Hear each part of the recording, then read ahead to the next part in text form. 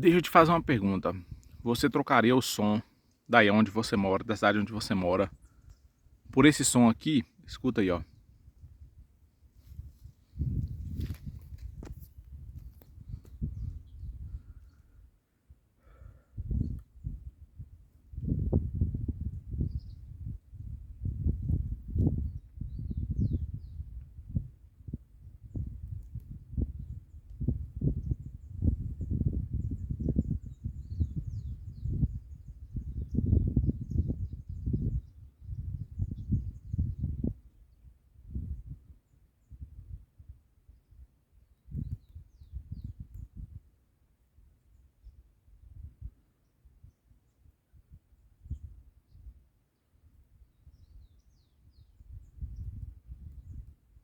Tranquilidade, né, pessoal?